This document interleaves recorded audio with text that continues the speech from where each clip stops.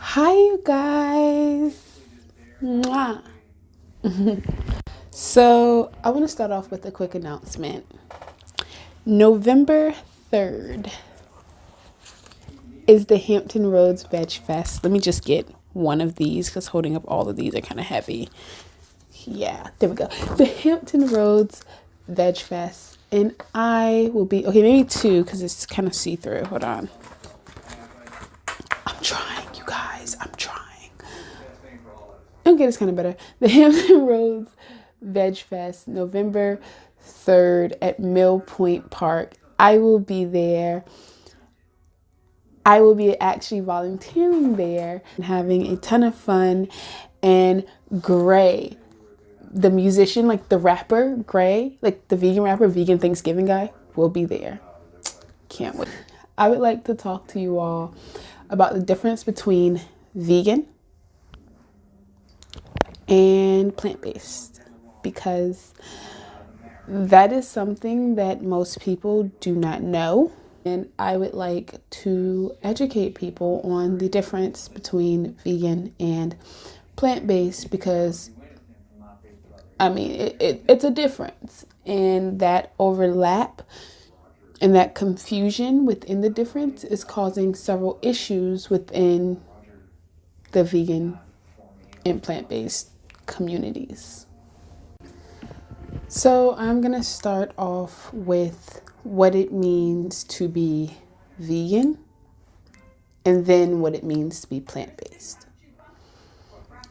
Being vegan, yes, means that you don't eat animals. It means that you also don't wear animals. It means that you don't contribute to anything that would result in animal suffering. It's a lot to it, right? You don't use products that has anything animal related in it. So no lotion with milk or honey, right? No conditioner with milk or honey, or, those type of things. Or eggs. You abstain from anything that would be exploitation of animals. That is what it means to be vegan. It is not a diet. It is literally, quite frankly, an entire lifestyle. You are doing everything you can to not be involved in any, at all, whatsoever exploitation of animals. Being vegan is also an ethical decision. It's based on your morals and your ethical beliefs. Because being vegan is an ethical decision and is a lifestyle, it's not just something that can be quit, right? You can't just no longer be vegan. All those videos that you out there is like, why I'm no longer vegan. You will see the difference quite soon between those people and what it actually means to be vegan. All of my items, all of my products are vegan. I have vegan book bags, vegan coats and jackets, and vegan leather and vegan wool. Nothing that I have, nothing that I use, nothing that I wear exploits animals. From my lotion to my deodorant, it's all vegan. It's all vegan and all cruelty free. And I explain what cruelty free means in a later video. Vegan is so much more. For most of us that are vegan, it is very emotional. We're very passionate about it, because we see a life that is being taken that shouldn't be taken. We see a life that is being tortured, that is suffering unnecessarily. And that is why people go vegan. Plant-based, on the other hand, focuses on health more so than anything. Yes, you can you can go plant-based or vegan for like environmental reasons and all those things. But first and foremost, plant-based is health, right? And for vegan, first and foremost is the animals. When you go plant-based, it is a diet, right? That's what it is. It's a diet. You might know about the animals, you might talk about the animals, but for you, it's a diet. It's about what you're eating. It's not about the actions that you take. You will still walk into a circus that is exploiting animals with no care. You will still buy leather with no care, or with very little care, right? Or with very little care. Like, I feel like if you're buying it, then you don't care in the first place, because there's alternatives that you could buy. But anyways, with very little care, right? First and foremost for you, if you're plant-based, is your health. And so you are not eating animals, but you're still contributing to the suffering of animals in some shape or fashion, right? Again, I will explain what cruelty-free means in a later video, but being vegan, you're also cruelty-free, right? Because if you weren't, you would still be exploiting animals. Being plant-based, you're not necessarily cruelty-free. You don't even necessarily abstain from leather, wool, fur, those type of items. But you do stay away from eggs, milk, fish, cows, pigs, gelatin, those type of items. And so that's really those are really the big differences, right?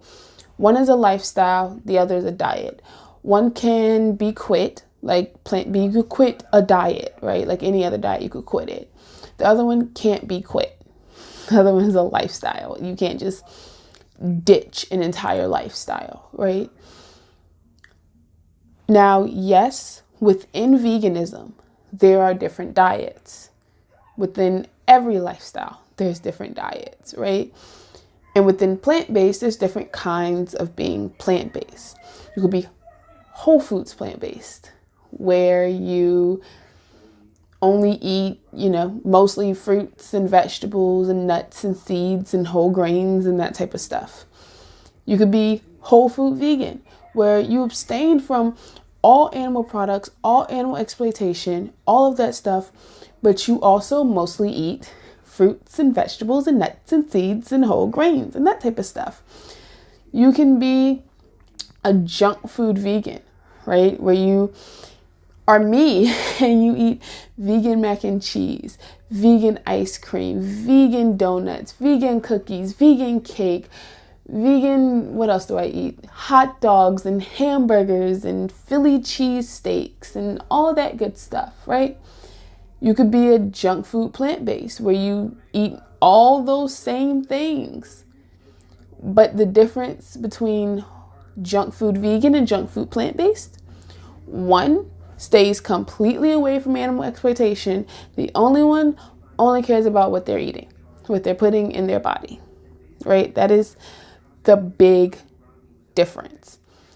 So now I hope you can see exactly why it can be confusing on whether or not you are plant-based or you are vegan. I hope now that I have explained the differences between plant-based and vegan. One only cares about what they're eating. The other one cares about all forms of exploitation. That you can now recognize which one you are. Or you can recognize if somebody else is really plant-based or just vegan. The reason why it is important to know the differences is because you have people like Ravana says that she's vegan, but then she goes on to only really focus on health. Right? That's her main focus. That's all she really ever cared about. I believe she mentioned animals once or twice in all of the times that I've watched her. I've never been like an avid Ravana supporter. I haven't watched all of her videos. But in all of the ones that I did watch, she only mentioned animals in 1 or 2 of those videos. Versus a typical vegan would mention animals every freaking video. Like Freely the Banana Girl, for example. Yes, she focuses a lot on health. Yes, she does. But in just about every single video, some way, shape, form, or fashion, she mentions animals. Animals is first and foremost for her.